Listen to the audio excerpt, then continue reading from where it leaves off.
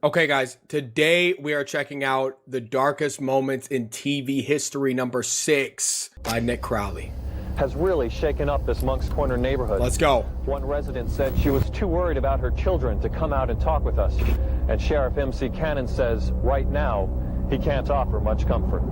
Chapter 1, Found. It was March 3rd, 1989, in Berkeley County, South Carolina. 5-year-old Justin Turner leaves his home in the early morning, heading in the direction of his bus stop, where he was set to meet his neighbors. His stepmother, Megan Turner, who usually accompanied him, had been busy in the shower, while his father, Victor Turner, was off at work, leaving Justin to make this short walk alone. Later on, Megan would wait for the same bus to arrive at the end of the day, only when it did, Justin never got off. In fact, according to the bus driver and the neighbors, he never even made it on the bus in the first place. That night, Justin Turner was reported missing, and the search to find him was underway immediately. It was the third day of the search, March 5th, 1989, that yielded its biggest turnout, with volunteers from the community banding together with law enforcement to help find the young boy, with the group being accompanied by a camera crew from the local Channel 2 station, as everyone shared the same hope that the child would finally be found. And so they were off, with many searchers directing their focus on the nearby woods, while others, including Justin's own family, would search closer to the property as well as its neighboring land. This included rummaging around various sheds and piles of trash, as they were made to leave no stone unturned that day, with everyone geared up for a long, grueling day of searching. Though in the end, all they needed was a few minutes. So he just...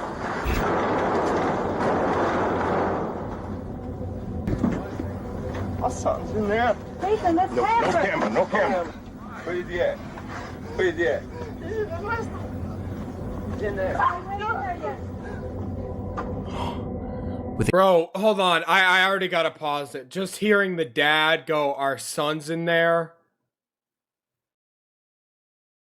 Bro, I literally got tears in my eyes, bro. The camera's rolling, we see the moment that Victor Turner discovered his own son, stuffed inside an old cabinet in his own camper, with his reaction making one thing very apparent. What? Justin was no longer alive. In The his... footage is devastating and made worse upon the discovery that not only was Justin dead, but he had been brutally assaulted and murdered by strangulation. But there was something even more unsettling about this footage. The fact that that very camper had already been searched in the days prior, and likely numerous times. Yet somehow Justin's body was never found, meaning that whoever the killer was may have hidden him there days after the disappearance. The latest word about the boy's grim fate has really shaken up this Moncks Corner neighborhood. They were clearly dealing with an incredibly dangerous and deranged individual, and tracking down whoever was responsible became law enforcement in the area's top priority. Though this certainly didn't mean that results were guaranteed, as there was a severe lack of physical evidence found on the scene, making it incredibly difficult to find any definitive information as to who might have done this. And despite their best efforts, 3, 2, 1, Happy New Year! a full year passed, It's 1991. and then 2, and then 3. Happy 2000! Then a full decade passed, then 2, and then 3. From the start, Justin Turner's case was ice cold, and in the end, it seemed clear that it would remain this way forever. Until... Breaking news this afternoon out of Berkeley County, as the Berkeley County Sheriff's Office has made 2 arrests in the Justin Turner case. Don't tell County me. Sheriff's Office confirms that yesterday they arrested Justin's father, Victor Lee Turner, and his stepmother, Megan Renee Turner, in the upstate, both charged with murder. Bruh. 5 long years after Justin Turner's body was discovered, it would be the very man who found him that was charged for his murder. Hold on. He was going for that Oscar. He had me convinced. I had a feeling too, Cam, but what? Along with his wife and Justin's stepmother. This The supposedly came as a stepmom. result of improved forensic technology, as well as other information that had previously been unreported, like one account where stepmother Megan had been overheard talking about how she and Justin had gotten into a fight that very morning, with the woman eventually laughing about it, and saying, "But I won that fight." From the very beginning, Megan was always considered a suspect in this case. In fact, she had even already been arrested for his death at one point in 1990, but was swiftly released on account of a lack of physical evidence. And this lack of physical evidence is still a factor to this day, as the recent arrest of this couple hinged mainly on circumstantial evidence, with one of the key pieces being that news footage. Investigators pointed out a number of strange moments in Victor's behaviors and actions that day when they went back and reviewed the recording, with the most glaring being that he had found his son literally seconds into the search, entering that camper and going right for the drawer that he was hidden in, almost as if he knew where to look. And given that he owned the property and he owned the camper, it makes more sense as to how Justin's body could have seemingly just appeared there, as he and his wife were the ones who had the easiest access to it. On top of this, upon finding Justin, Victor didn't rush in to check on his condition, and he seemed to just assume he was dead despite only getting a quick glance. He didn't rush to hold him, he didn't yell out to him, he just backed away and told those around him that he had found his son. That is suspicious. Shortly after, it's alleged that Victor asked a detective on the scene what would happen if a family member had done this, with this question supposedly being posed before it was even revealed that Justin had been murdered. The sheriff on the case later proclaimed about the footage, "You look at it, you look at the actions, you look at the body language. I'll let the people draw their own conclusion." On top of this, the same sheriff also recalled that right after the body was found, Victor and Megan basically refused to ever speak to detectives again, and they never once called in to check on the case for the entire 35 years. With the sheriff saying, "Nobody that I'm aware of from any of the family has ever heard from them again. I never got one phone call. Not one phone call from his daddy or his stepmother. What are y'all doing about my son's death? Not one. What is that?" The fact that he went right for the exact drawer is crazy. And it looked like the middle drawer too. Come on, bruh. Tell you. Watching the moments that Victor found his son's body, now knowing the context, disturbing doesn't even begin to describe it. And the fact that it took 35 years for this couple to finally be placed behind bars is baffling. I mean, they got Things to were live about their... to get a whole lot more shocking. During our hearing, we requested that the charges against Megan and Vic be dismissed. We were very fortunate today that we got a copy of the order from the judge dismissing the charges against both Megan and Vic. As on June 7th, 2024, months after their arrest, Victor and Megan were released from prison and all charges against them were dropped, with the judge citing a lack of any new conclusive physical evidence, as well as the fact that nearly 20 people who were initially involved in the case, including witnesses and those who initially provided key testimony, had since perished, with the judge believing that it was now impossible to get the full story. On top of this, it was also discovered soon after the arrest, a notorious serial killer just so happened to be in the area on the day of Justin's murder. His name was Richard Ebenitz, and though it's unknown how many victims he truly has, it appears that at least 4 kidnappings and 3 slayings have been attributed to him, with some of these victims being taken in broad daylight when they were getting off the bus. Richard has long since passed away, and there's really no verifiable links to prove his involvement with this crime, with this potentially being just a strange coincidence, as it is worth noting that it seems like the rest of Justin's family still believe that Victor and Megan had killed him. But all of this left the case in a position that the judge felt was unsolvable, leaving the case without conclusion and without justice. Meaning that... Sorry to pause it one more time, but if the whole family is going against you and saying that you did it, bro. 100%. In this footage, we may never truly know if Victor had just discovered his son. Little actor. Or his victim. Hold up. The 3-day search is over, but not in a way anyone... Come on, Nick. Come on, Nick. He kills these, bro. Let's go. 6. Okay. Recently I discovered something truly distressing. I was being double charged for Netflix. It turns out that... Hey, he's smooth with these little... Alright, go. Dropped. George and his friend, the man with the yellow hat, were going on a camping trip. This is a beautiful spot to set up camp, George. George turned around and saw something scary. It was a thin trail of smoke.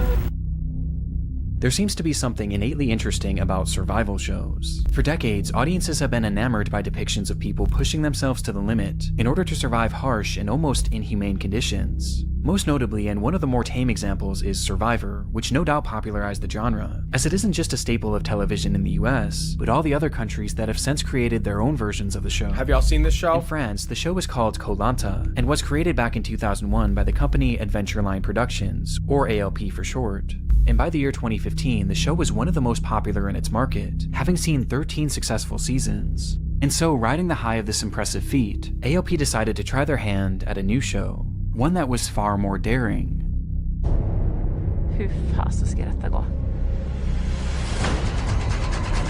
No food. No map. Why does this feel like a FNAF trailer? Doesn't this feel like FNAF? Alright, that sucks. The show was called Dropped and would follow 2 teams of 4 contestants who would be blindfolded and dropped into an undisclosed location each week via helicopter, with each team having the same mission: make it to civilization, charge a phone, and make a rescue call. And the first team to do so would win, while the losing party would have to vote one member off.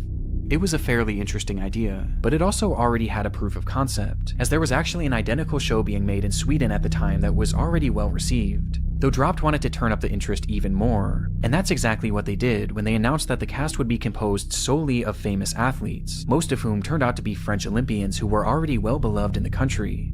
It had all the makings of a certain success, though in the end, this show would never actually make it to television, with the showrunners proclaiming that the program would not see the light of day. And this was all thanks to the events of March 9th, 2015. Oh. Uh-oh. What happened? It was the start of their second episode. The first had seen the elimination of professional footballer Sylvain Wiltord after his team failed to make it out of the wilderness first, which left 7 contestants who were now ready for round 2. The day's shoot began in La Rioja, Argentina, with the cast being blindfolded in preparation to be loaded up into their helicopters That's where and Mike's dropped at from. their next location.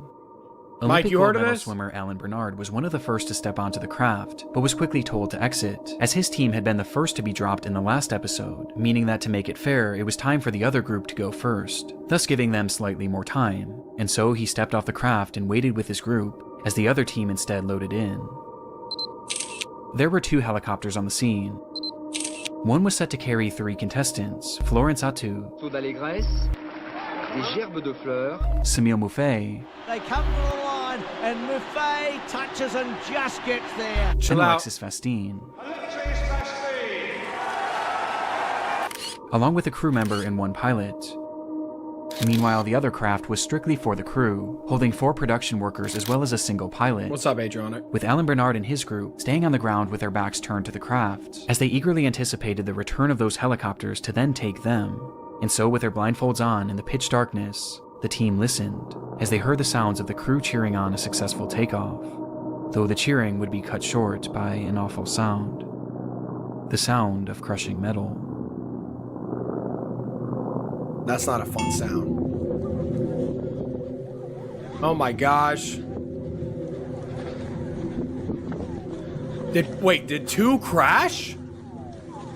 It looks like 2 different... Oh, it's just 1. Wait, I think it's 2. See? What the fuck?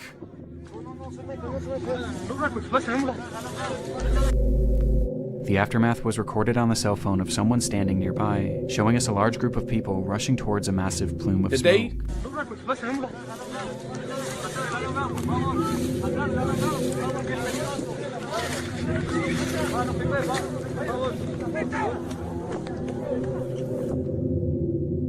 Where they would find the remains of one of the aircrafts, mangled and reduced to an unrecognizable mass of steel, with none of the contestants being able to make sense of what had just happened. Oh my gosh, Earth just said, just a reminder that while they crashed, they had blindfolds on. What the fuck? It's very possible that the incident itself was captured by the production's own cameras. However, this footage has never and likely will never be released. No. Though coincidentally, they weren't the only ones recording, as someone watching nearby just so happened to be filming the takeoff of these 2 crafts, showing us the reality of what had just transpired. I'm saying, Adrian.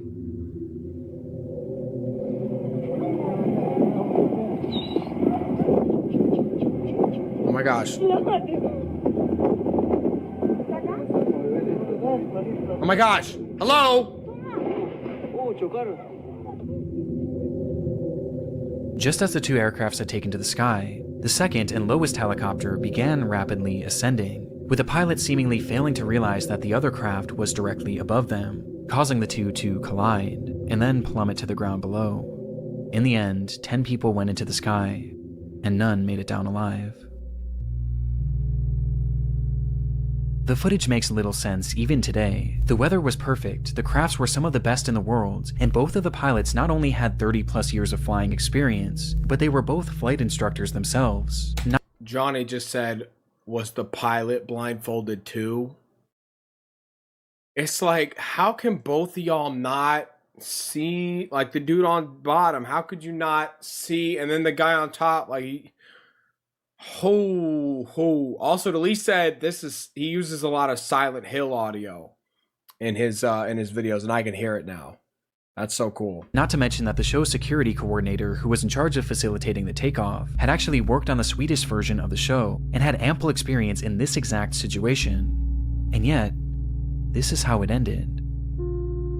It was eventually determined that the higher helicopter was likely flying out of visual contact from the lower helicopter, and that the pilot of the ascending chopper likely just didn't realize how close they were, with reports also indicating that he may have been distracted by the actual filming process, something we've tragically seen before. We're gonna pull out, we don't That's when the camera crew helicopter crashed. Y'all remember that? And because of this, it appeared that at least some pilot error was to blame. But it was ALP that was found largely responsible, with alleged serious safety oversights being discovered later on, with it appearing that this crash was the result of multiple small factors coming together to form one catastrophic accident.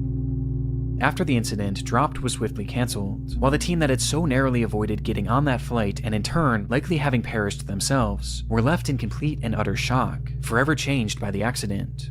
With Alan Bernard, the man that's said to have been physically on that doomed craft for a split second, later recounting that there was a life before and after Dropped, because you don't come out of such an accident unscathed. In the end, AOP was indicted on manslaughter charges and found to be an inexcusable fault for the disaster, though it doesn't really seem like they faced any sort of actual legal punishment, with the company continuing their work on other programs to this day. But one thing that I was surprised to find in my research was that AOP is actually no stranger to the world of disturbing television moments. In fact, they had experienced one just a single year before this accident. Huh. How interesting. As mentioned previously, AOP was already quite versed in the world of survival television, as they had run 13 successful seasons of Koh Lanta. Though what I failed to mention is that the company had actually produced 14 seasons, or at least they attempted to. It was season 13, during the very first day of filming, when contestant Jara Baban collapsed after the show's second challenge, with the show continuing to film as if nothing happened. Anonymous reports from the set claim that once on the ground, it took the medical team nearly 5 minutes before intervening, as to not interrupt their recording, and once they eventually did tend to him... What? He's gonna be dead. They let that man lay there for 5 minutes? He became more alert and complained of having severe cramps, but the show's primary doctor, Terry Costa, didn't believe that his ailments required an emergency airlift, as this would have cost the production company far too much money, especially on the first day of filming. Instead, Jara was diagnosed with dehydration and was brought back to their makeshift infirmary, where he would lay for nearly 2 full hours, until he was finally taken away by a proper medical team. On his way off the island, Jara Baban would pass away from cardiac arrest at the age of just 25. Cardiac arrest. 25. That's so not normal to die from cardiac arrest at 25. Bro, fuck these people. It's all about money, money, money, money. They don't care about you. They just care about the money. That was completely missed by the show's doctors. The testimony from those on the scene painted ALP and Dr. Costa in an extremely negative light, as their inability to act quickly and recognize the ailments of Baban likely contributed to the young man losing his life, with some claiming that the doctor and the showrunners were far more interested in keeping the production running smoothly than actually caring for the young man. And though ALP denied any wrongdoing, the season would essentially be cancelled right there on the spot. But disturbingly, despite the filming lasting only 1 day, Baban's death wasn't the only tragedy to occur as a result. Due to intense public ridicule, Dr. Terry Costa would end his life just days later, stating that all the negative news reports about him were wrong and that they had sullied his good name, writing in a final note, "I'm sure that I treated Jarrah in a respectable manner, as a patient and not as a contestant," adding, "Having to reconstruct this destroyed reputation would be unbearable," before ending his letter with a message to those on the shoot that had spoken out against him. The author of the anonymous comments about the circumstances of Jarrah Baban's death, and those who spread them, will have to face their conscience. In the end, Koh Lanta would return a year later and has been going strong ever since, as ALP did not appear to face any serious repercussions for the incidents that transpired. Like, bruh, have a little bit of a fucking heart and cancel the fucking show. Is that impossible? Like, for real? Under their watch, with their faults in both cases being debated to this day. Here we go.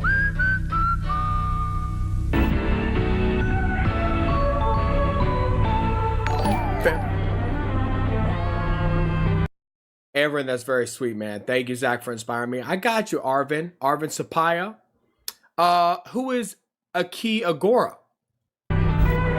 Emergência 911. A vida como ela é na tela do SBT. Huh? It's July 5th, 1993, in downtown Sao Paulo, Brazil. A doorman working at a busy office building looks up to the sky and notices a woman sitting on top of the structure, her legs dangling 7 stories above the pavement below, one wrong move away from certain death. Precisely what she wanted. The man calls the police immediately, though surprisingly, they wouldn't be the first on the scene, and instead, they were beaten by a camera crew. Terminando o verão, né? The group is from the show Aki Agora, a news program from the network SBT that had become notorious for their sensationalized and shocking stories. In their history, they had captured live footage of police riots, kidnappings, and even murders, which they would then broadcast on air as part of their show. How the fuck you catch a live footage of kidnapping? Like, for real, how does that even happen? And this unfolding situation was their content for the day. Nós fomos ver o que estava acontecendo. E quando nós chegamos ao local, o corpo de bombeiros chegou, os bombeiros chegaram junto conosco. O que é um suicídio? Onde? Nós vimos junto. Um boibeiro olhou para cima, estava lá a menina, sentada no parapeito. E eu tomei um susto, a câmera olhou também, nós tomamos um susto. Don't do it. Her name was Daniele Alves, and at the age of just 16, she had entered that office building and climbed up to its roof with the hopes of ending her life. And minutes after Aki Agora arrived, she did just that, as their cameras captured it all. É terrível. Daqui a pouco, Aqui Agora vai mostrar as imagens chocantes de uma jovem pulando para a morte. Atenção, são imagens exclusivas que não recomendamos para crianças nem para pessoas sensíveis. Later that night, that footage would be packaged together into a roughly 10-minute segment, which the network promoted heavily throughout the day, hyping it up to be one of— Oh my gosh! Dude, they're hyping up this little 16-year-old girl jumping off a fucking—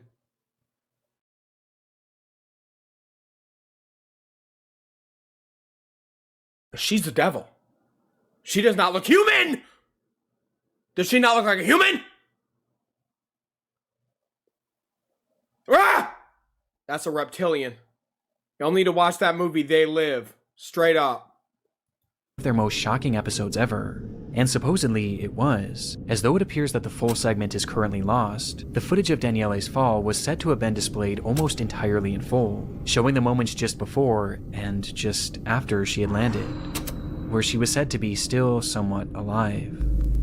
It was more than shocking, and left viewers outraged that something of this nature could be shown on TV. But while showing the footage proved highly controversial enough, it was the context surrounding the footage that made it even more depraved. As mentioned previously, police were called to the scene to assist in efforts to help Daniele Alves, yet the first to arrive was that Aki Agora news crew. And this wasn't a coincidence. They were all about capturing events as they unfolded, and in order to be the first on the scene, they actually tapped into the police scanners, monitoring all of the calls and information being passed through officers in order to get leads on potential stories. Which is how they got word of this incident, hearing the calls and speeding over as quickly as possible. It wasn't illegal per se, but it surely wasn't ethical either. And this was only the start. After Daniele jumped, the crew that had filmed her had already captured their dramatic footage for the day, and as the officers and medical personnel dealt with the aftermath, the crew decided to turn their focus to the next element of their story: Daniele's parents.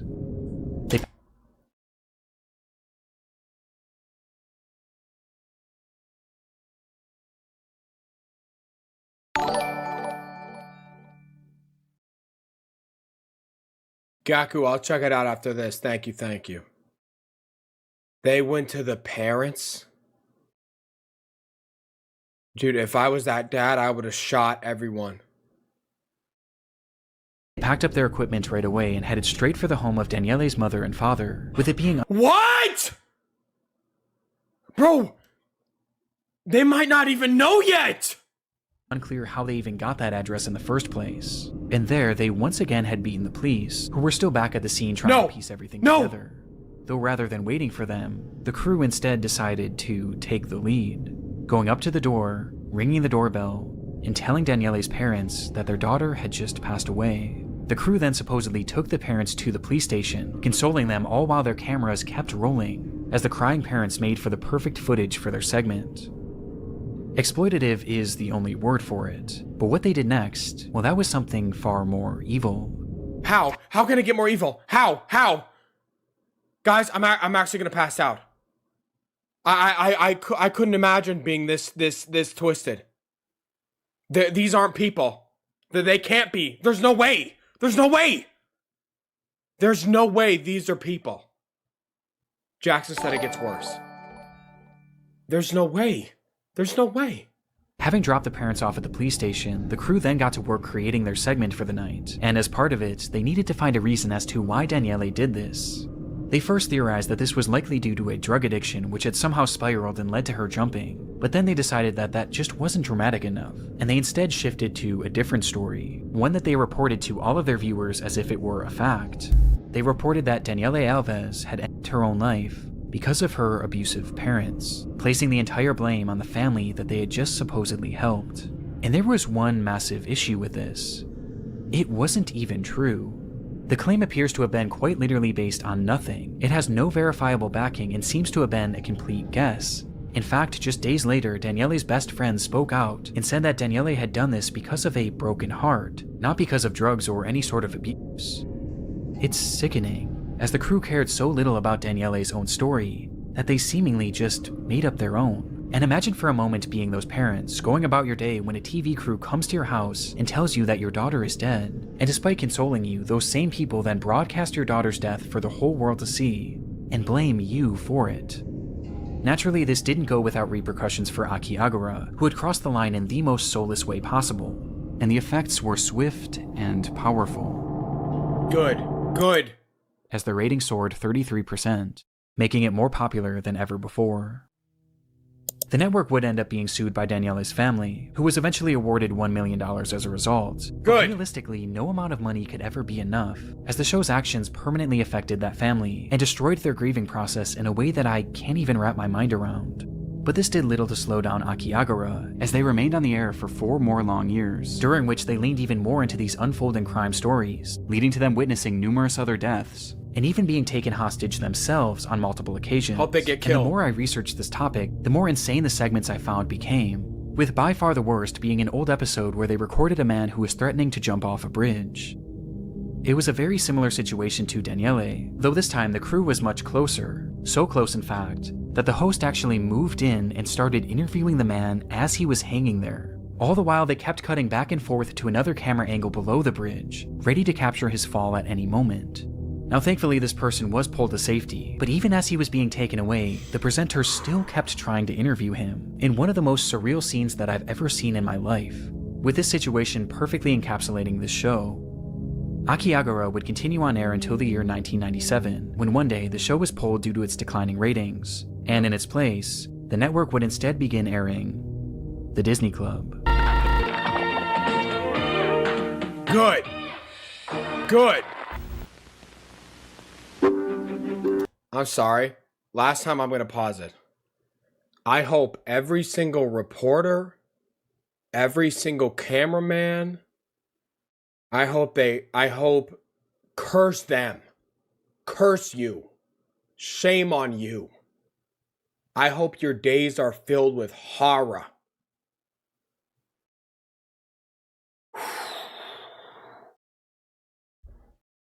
You look down the track and there is a train coming toward you. What do you think would happen? What do you think would happen? It was an exciting day for the crew of the upcoming movie Midnight Rider, the Greg Allman story.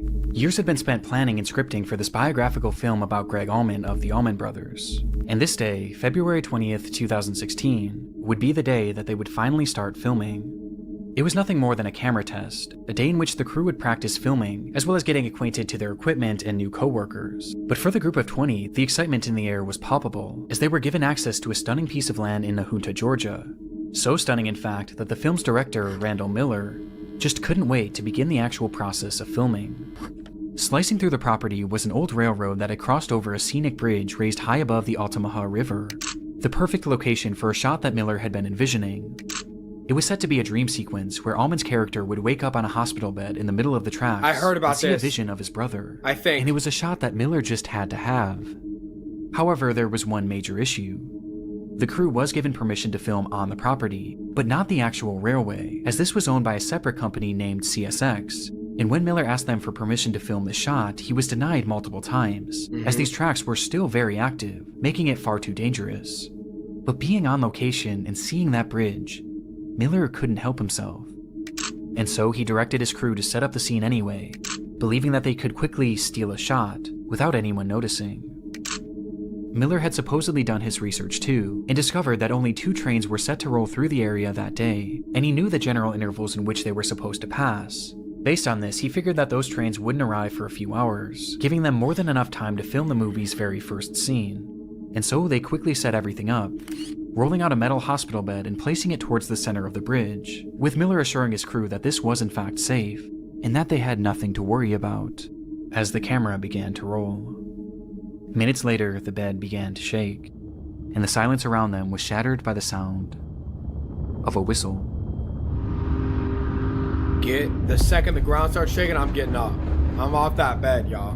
I'm gonna jump in the damn water if I have to. An unexpected third train, heading straight for the bridge that the entire crew was now on. Miller had gotten the schedule wrong.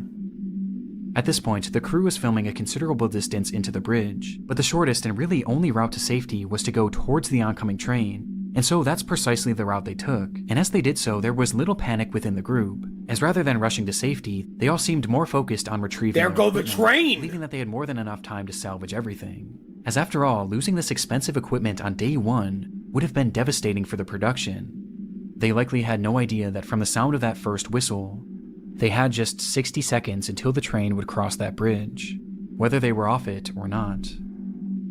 As they began to realize just how quickly the train was approaching, their movements became more hurried, which is where one major problem occurred. That metal hospital bed. It was incredibly heavy on its own, and though it was designed to roll, its wheels kept getting caught on the tracks. And worst of all, it was set up horizontally, which essentially turned it into a barricade. And despite their best efforts to save everything, their time was up. And as the camera continued rolling, the train would arrive. Oh, just drop the stupid fucking bed. Oh my gosh, y'all. Go, go, go!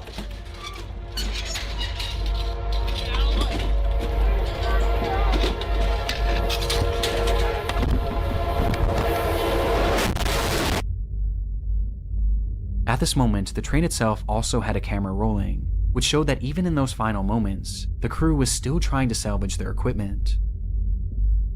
What happened next was a blur. Some were able to leap to safety, while others managed to jump to the side and cling onto the bridge. But there was still one thing that remained in the train's path. The bed. that hospital bed, which upon impact was torn to pieces, pieces that were flung all over the area, striking multiple crew members and leaving many injured. But it was 27-year-old filming assistant Sarah Jones who was struck by the largest fragment, with a force so strong that it caused her to fall directly in front of the train. In total, 7 crew members were hurt but alive, while Sarah Jones had tragically been killed. Idiots. On the very first day of production. Not her, the director. Like, bro, if they say you can't film on the fucking tracks, there's a reason for it, man. They're not just trying to fuck with you. Bro, there's a reason. The very first shot, the unthinkable had happened. And when it came to passing the blame, most turned their attention to Randall Miller, as he was the one who ordered the scene to be shot, despite being denied permission numerous times. Yeah, you're not that cool, bruh. Like, you're not all that. You're not a visionary. You're not a directing superstar. You're a fucking idiot. And this public disdain towards him fucking only loser grew, as he and his production company denied any responsibility, and instead, they blamed the railway company. Oh! Just 1 week after the incident, Randall Miller requested a new permit to begin filming Knight Rider once again, asking if they can begin as soon as possible. This, however, would never actually happen, as he was instead arrested and given a 1-year prison sentence for manslaughter, as well as a 10-year ban from directing any film. A mandate that he would actually go on to break, though he was swiftly forgiven, and today he continues to direct. But while it's easy to focus on the morbid nature of this case and the man responsible for it, there was one unexpected outcome of this horrific accident. Upon her passing, Sarah Jones' parents set up a foundation called Safety for Sarah, which pushed for safer working conditions on film sets, with the movement bringing to light a number of safety concerns that were often brushed aside and ignored. And all in all, their efforts have made TV and film sets significantly safer, giving their daughter a purpose even after her death. That's good. On top of this, Sarah Jones was also honored by countless production companies across the world, as crews began writing her name on their film slates, with there ultimately being over 2,000 of these tributes for her, from some of the world's most well-known productions. But by far the biggest tribute was when she was honored at that year's Academy Awards ceremony, a stage that she always dreamed of making it to. When you saw her name up on the screen at the Academy Awards, what were your feelings? Overwhelming. She made it to the Academy. She made it. That's got me tearing out, y'all. The end. Oh. Nick Crowley, you did it again, I want to give one last quick shout out to Rocket Money. It's the start of a brand new Bruh, that is... Ooh. Ooh. That one is a sad one, y'all.